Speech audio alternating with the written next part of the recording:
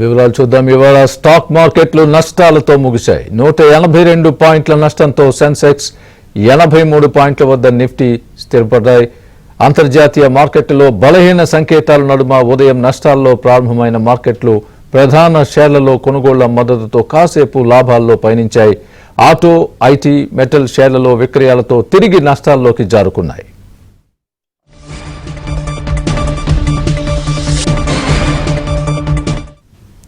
ఇదే అంశానికి సంబంధించి పూర్తి అనాలిసిస్ అండ్ అప్డేట్ మా బిజినెస్ అనలిస్ట్ సుందర్రాజా అందిస్తారు.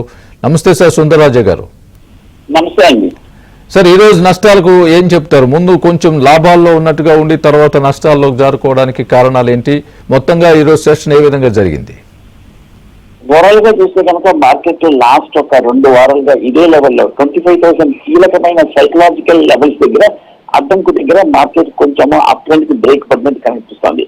ముఖ్యంగా మార్కెట్ ఇవాళ రియాక్షన్ రావడానికి నేను చెప్పినట్టుగా మళ్ళీ కొంచెం ఈ మధ్య కాలంలో మనకి ఐటీ స్టాక్స్ లను ఆటోమొబైల్ స్టాక్స్ లో కరెక్షన్ చూసాము. ఇంతకుతాము యూఎస్ఏ ట్రంప్ ఎఫెక్ట్ వల్ల ఈ 2 ఇండికేషన్స్ మళ్ళీ ఇవాళ కరెక్ట్ అవడం అనేది చూస్తాము.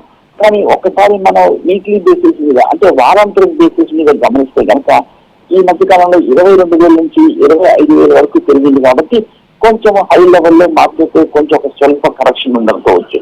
అలాగే మనం ఒకసారి గమనిస్తే కనుక మన 28వ తారీఖు అంటే బుధవారం వరకు మనకి ఐఐపీ డేటా వచ్చింది.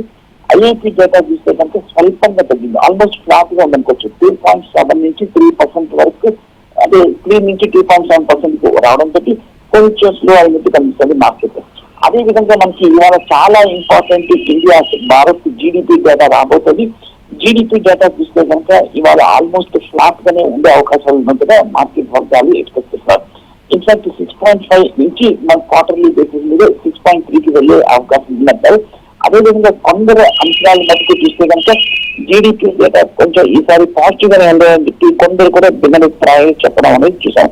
సో ఏదైనా మనకి ఇవాళ చాలా జీడిపి డేటా ఉంది కాబట్టి దాన్ని బట్టి మనకి మార్కెట్ ఉంటుంది. Okay, thank you sir. Thank you for